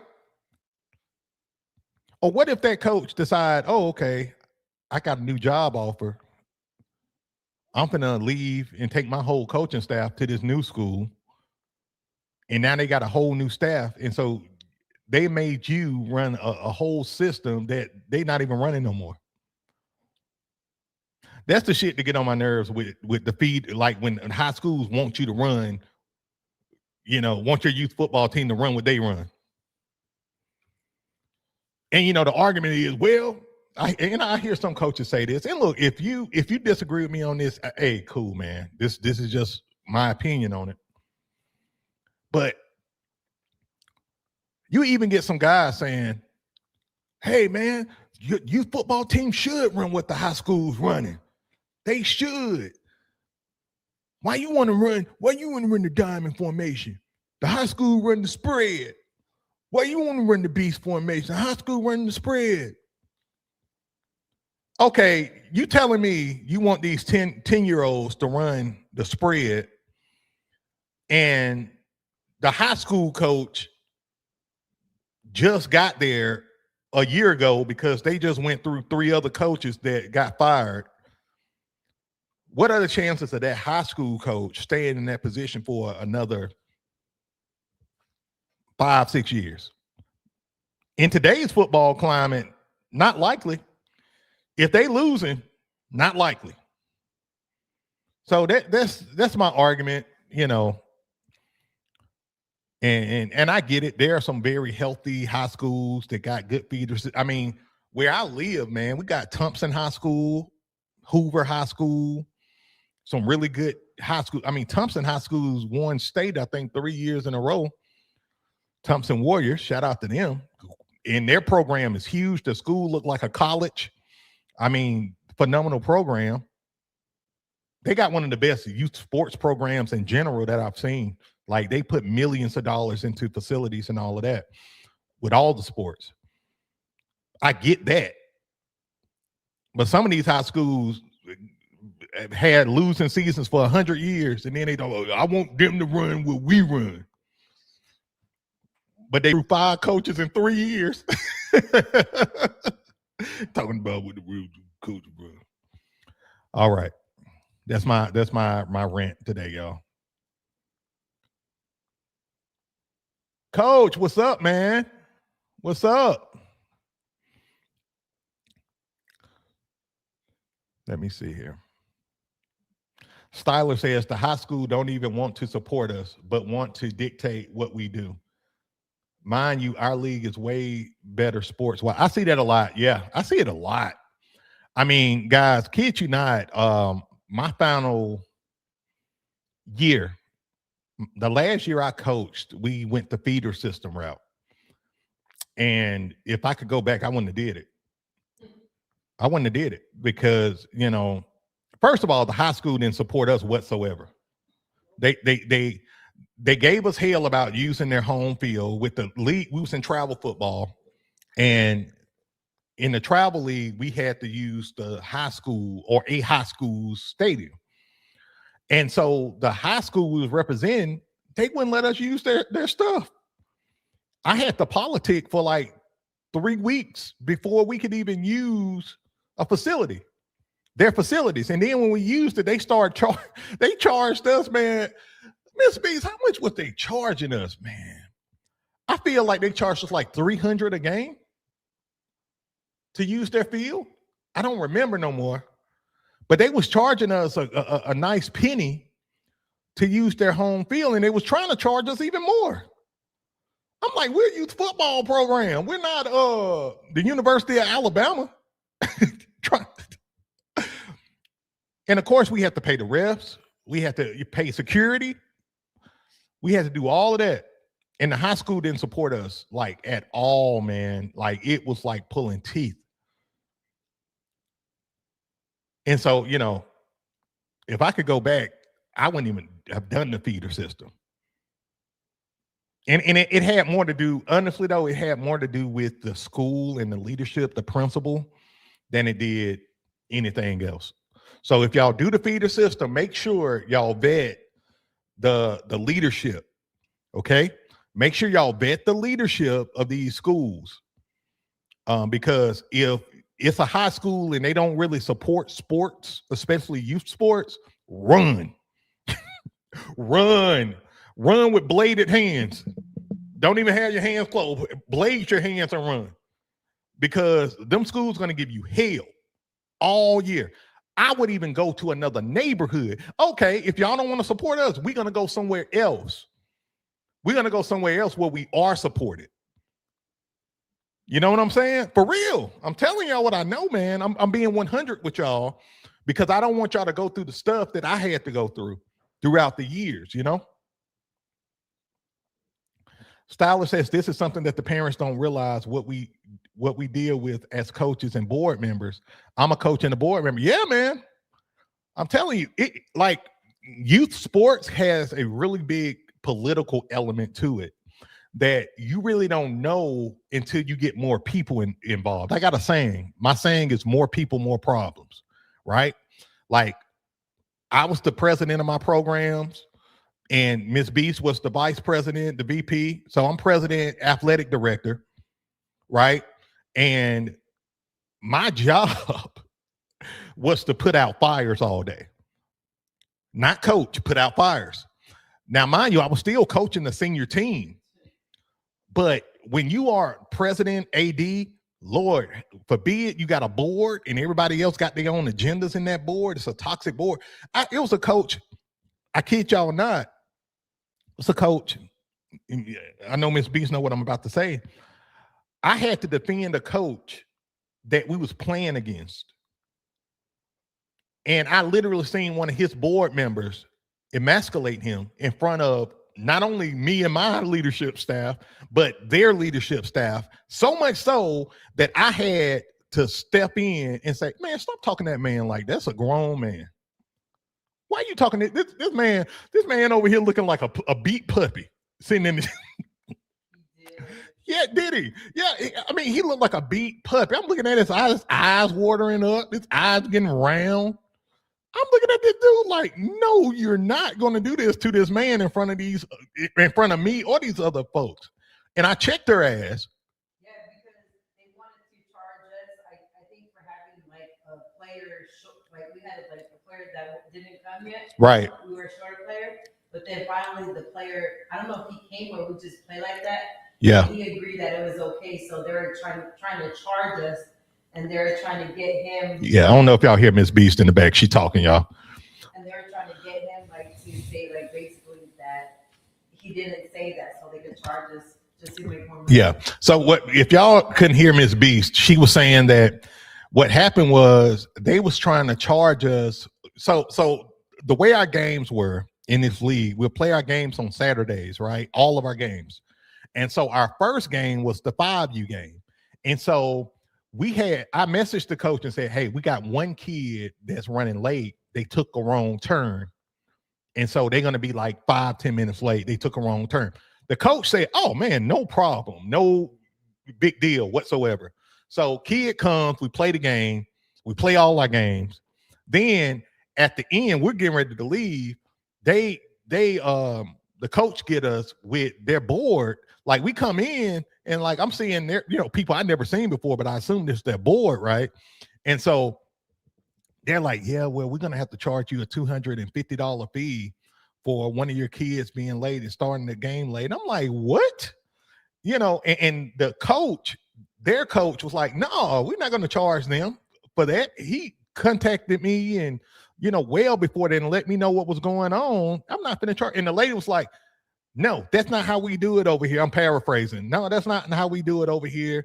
They was late, got to follow the rules, blah, blah, blah. Isn't that right, coach? And the coach like, no. And she's like, isn't that right? Like straight Karen, right? Yeah, like straight punking this man, like in front of everybody. It was probably about 12 to 15 of us in this area. And I had to take up for this guy. I'm like, you're not going to do that to this man. This man over here, looking like a puppy, his eyes watering something. No, you're not going to do that. I'm not going to let you do that.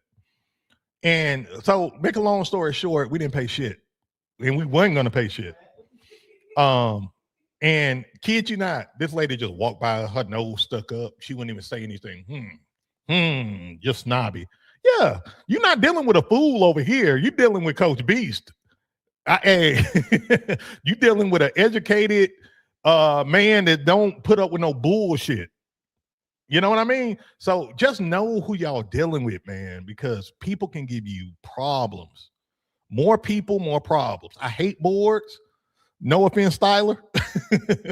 I hate boards though, because everybody seems to have their own agenda, and it can be problematic easy.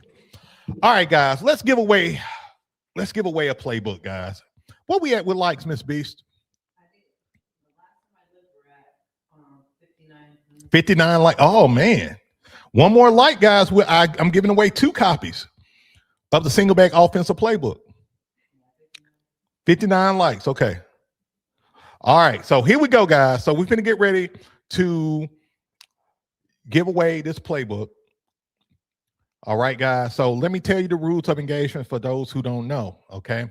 So what I'm going to do is ask you a question based off of what we went over on the show. Okay. If you get it correct, you're going to be in the runnings for the playbook giveaway. Okay. If you get it incorrect, tough titty, unfortunately, better luck next time. All right. The good thing is you got 2 opportunities. You got 2 opportunities, because are we at 60 yet? We should be at 60 by the time I get to the second question. Hopefully we get there. We are. Okay, good. Congratulations, guys. So you got 2 opportunities to win a playbook today. Okay, guys. Now listen, if you get it correct and I don't pick you, you don't win the playbook. I had a guy email me, man, Coach B, man, I got the answer right. Why don't I have a playbook? Because I didn't pick you. Man, that ain't right, man. That ain't right, man. Listen, bro. Just listen. Listening is fundamental, just like reading is fundamental. All right, guys. So here we go. If y'all ready, put a 1 in the comments. If y'all ready for the first question, put a 1 in the comments. I got to get a question here.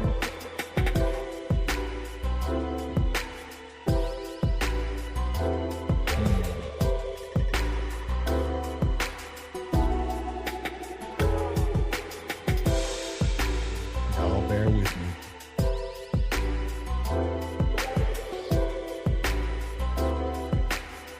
All right. So earlier in the show, we was talking about the single back offense, right? And we were talking about the benefits of the single back offense. All right. What did I say the single back offense creates everywhere? So the single back offense creates blank everywhere. What's that blank? 60 seconds. Let's go, guys. Coach B, like, good luck, y'all. I got my stuff. Coach B won last show. Coach B, like, hey, good luck, fellas. I'm good. Oh, man. Let's see if y'all know. 40 seconds. Yeah.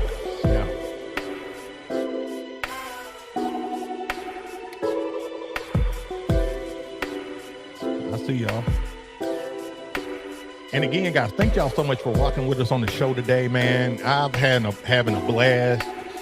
You know, sometimes I have to deviate from the X's and O's and just put y'all on game with this youth football world, because really all of youth sports, man, people think it's easy. It's not easy, man. You know what I'm saying? Like, coaching can be difficult at any level. But coaching youth sports, youth football, baseball, I've done it all. Like, it can be hard. You know what I'm saying?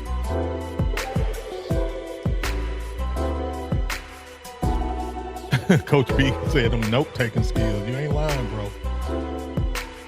All right, guys. 10 seconds, 10 seconds.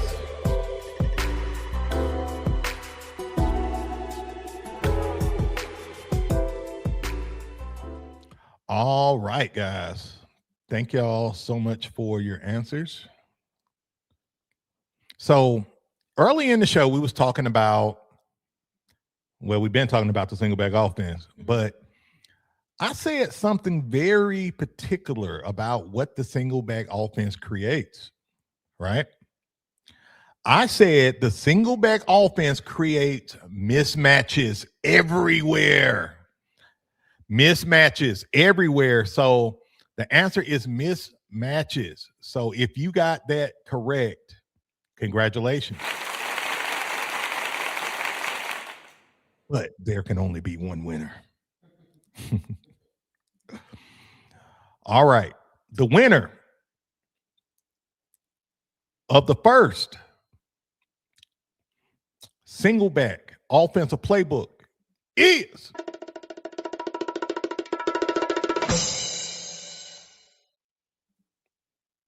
Coach Rob Zito, 251. Congratulations, brother. Big congrats to you, brother. And listen, Coach Zito, and this is for anybody else who wins today. All I need you to do is email me at beastoutyou@gmail.com. Beastoutyou@gmail.com. Okay. Just give me your name, your username, and the playbook that you won. Okay. That's all I need. Your name, your username, and the playbook you won, which would be the single back offense. Give me 48 hours to get back to you. If you don't hear from me in 48 hours, message me. So if you don't hear from me by Thursday, message me. Okay. Trust me, I know y'all will. Ain't that right, Coach B? And Coach, everybody else, everybody messages me. And no, I appreciate it. I want you to message me after 48 hours, because I'm doing so much on the backside, guys. Like, you know, the show is just one aspect of my business, right? I have to create content like shorts like crazy. I'm doing stuff with the house. I'm doing stuff with, you know, my funnels and things of that nature that I don't check my emails. I only really check my email once a day, maybe twice a day. So, you know, I like when y'all message me, because it helps me to go ahead and get it done for y'all. Okay. All right. Yeah, you got, if you want this playbook, you got a good one. You got a really good one. I mean, all of them fire, but this is one of the ones that's I'm really like connected to, because it won us a hell of a lot of games. All right, guys, if y'all ready for the next question, can I get a hell yeah in the comments? Coach B over there laughing. Man, appreciate y'all, man. It's always fun doing this show, man. You know, when I first started, I'm like, the show going to be an hour. Now it's like 2 hours. Every time I tell Ms. Beast, I'm like, look, I'm trying to make this show an hour. She look at me like, man, shut up, man. Like, Ms. B be looking at me like, yeah, whatever. All right. Let's get this music back started. All right, y'all bear with me. Let me. Next question.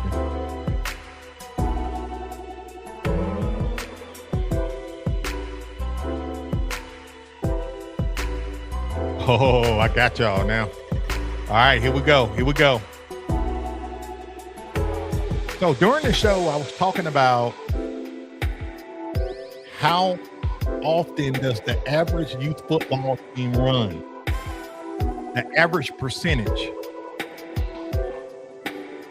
Okay. My question to you is, what percentage did I say I run in youth football? What percentage do I run the ball in youth football?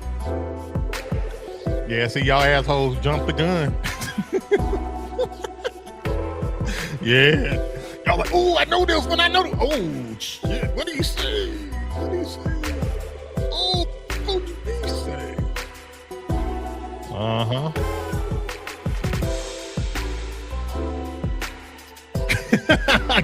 Coach Ward got me. Hey, y'all typing like, what gonna put this? Y'all see, then I dropped that question.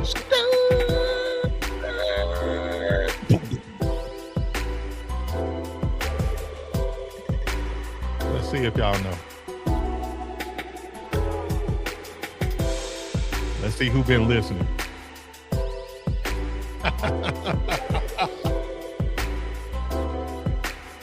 20 seconds.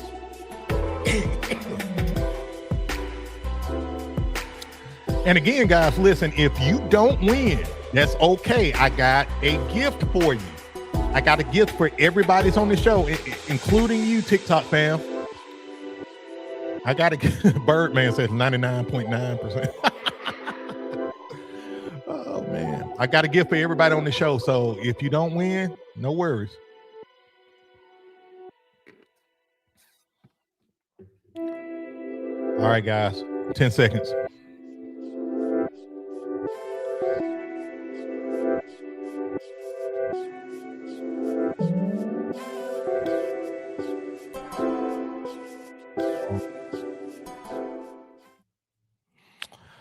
All right, guys. So again, on the show, we was talking about percentages and all of that good stuff. And I said the average youth football team is going to run the ball 80 to 85% of the time. Right? So a lot of y'all put that. If that was the question, y'all would be correct. But that wasn't the question. The question was, how often did I say I run the football with my team? Right? I run the football 85 to 90% of the time. 85 to 90% of the time. So if you got that correct, congratulations.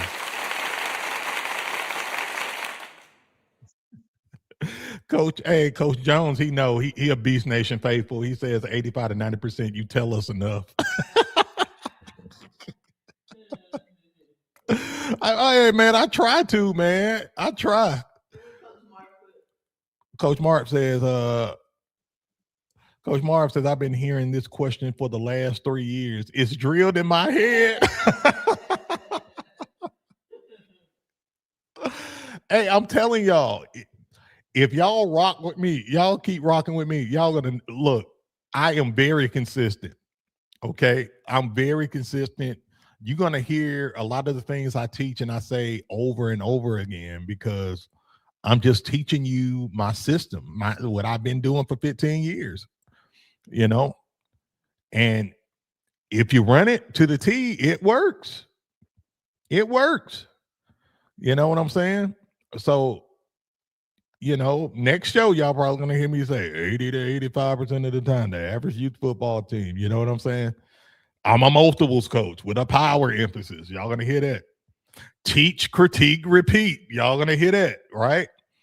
So the more y'all rock with me, the more y'all will get it. It's all about the basics. Now, remember this. The difference between an amateur and a professional is that the professional does the basics better than the amateur. One of my favorite quotes. I'm going to say it again. The difference between a professional and an amateur is that the professional does the basics at a higher level. Let me be clear, at a higher level than the amateur. That's it. And what I'm trying to make you guys, I'm trying to make y'all professionals at what y'all do. I said, man, you can't be no professional youth football coach. Why not? You can't be good at coaching. I know some youth football coaches who can run circles around high school coaches. You know, I'm one of them, but you know, I ain't talking about me. I'm talking about other coaches. But once you begin to dedicate yourself to being a professional in everything you do in your life, professional in your craft, a winner at everything you do, and you learn, man, I'm telling you, the key to life, and this is what I learned about success. Get good at doing the basics consistently. Get really good at doing the basics consistently. You're going to be more successful than 90% of the population, yo. Just show up and perform at a high level at whatever you do, whether it's on your job, coaching, youth sports, being a husband, being a wife. Doesn't matter. Being a businessman. Just show up. Being the best version of yourself, being consistent at what you do. I'm telling you, man. Y'all know I do MMA. Yeah, I'm doing MMA. When I'm not in class, you know what I do? I go to my gym and I do at least 1,000 punches. 1,000 punches, 250 to 500 kicks, 250 knees. Because I know the formula of success. High reps equals confidence. Confidence equals speed. Speed is going to get you a hell of a lot of wins. I talk about that, right? The same principle applies in every area of my life. Why do I work 6 to 7 days a week? Reps. Reps, man. That's the key to success. Reps. Consistency. And watch how your life change. Think about it. Think about it, guys. If you eat right consistently, you're going to lose weight. I don't care what you say. Man, I'm 500 pounds. Man. I eat right, though. I eat salads every day. The hell you are. Yeah, a salad my ass. A piece of lettuce off of a Big Mac. You can't tell me. You doing the right thing. You can't tell me you walk 5 miles every day and you're not losing weight. You can't tell me.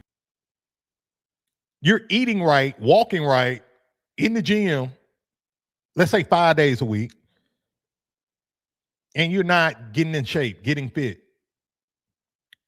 You're not doing something right. You're not doing the basics at a high level. Anyway, that's neither here nor there. I'm just dropping these little bombs on y'all. But we have a winner of the playbook giveaway. Now, what was the question again? How often do I run the ball, right? And I said I run the ball 85 to 90% of the time.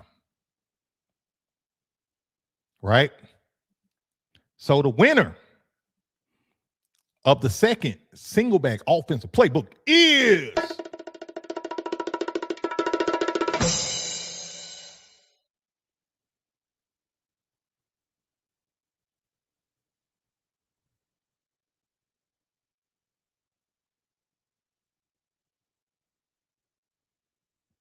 all right. I played y'all ass. I know I played. I know y'all thought the screen was froze.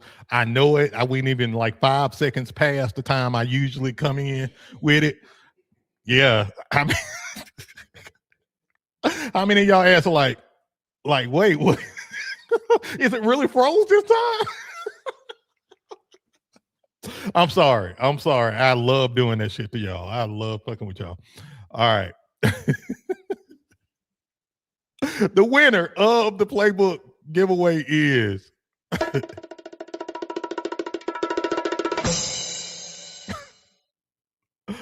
Slim Cobra. Congratulations, brother.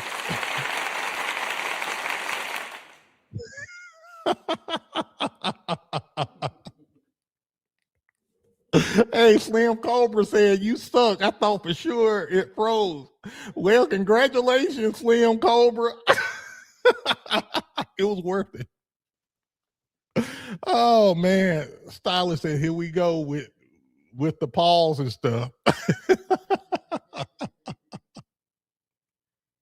Oh man. Hey, now my Beast Nation faithful, they kind of know. But some of y'all get caught up. Let's see. Coach Jones says, damn, I was tapping my phone thinking I lost connection.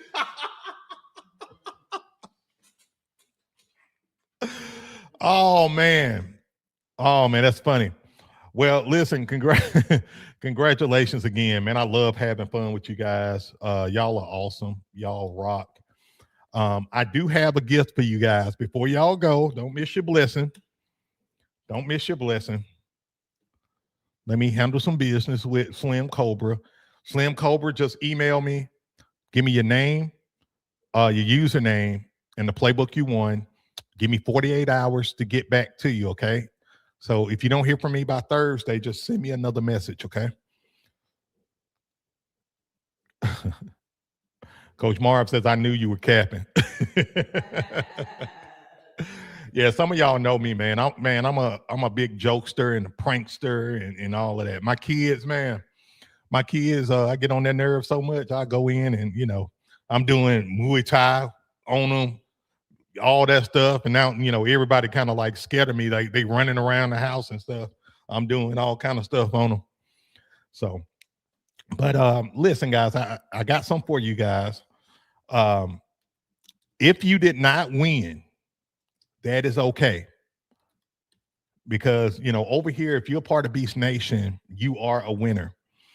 And so what I'm going to do today on the show is everybody is going to get a 20% off discount on any playbook in the playbook store, okay?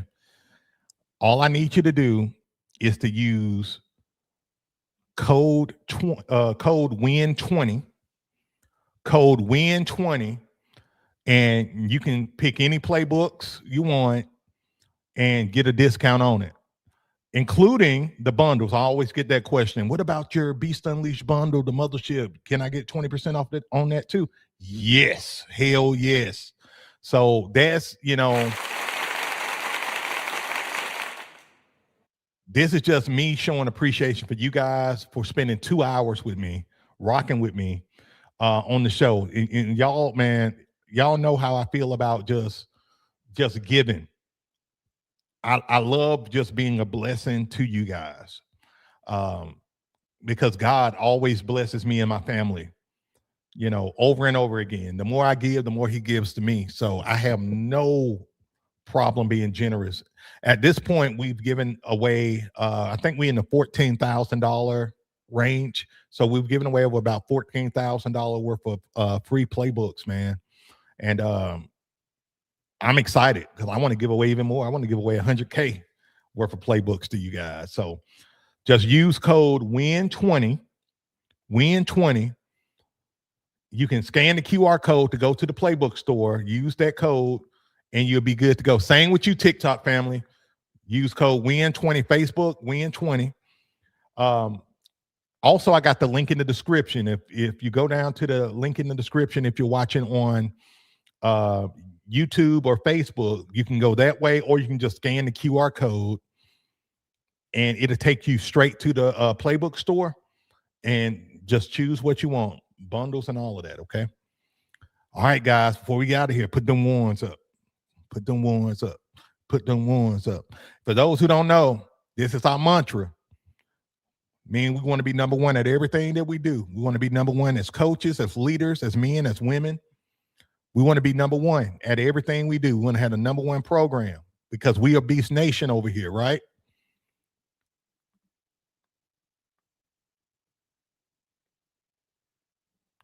Shout out to Styler. Styler says, if y'all don't have the playbooks, you're missing out. Bought for my husband, and they've been an impact.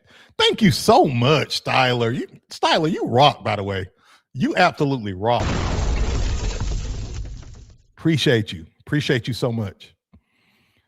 All right, guys. So So that's it for the show today, guys. Again, man, had a blast. We will be back Thursday, 12 noon Central Standard Time. Thursday, 12 noon Central Standard Time. Be sure to hit the like button, subscribe to the channel, and hit that notification bell so you don't miss the show this upcoming Thursday.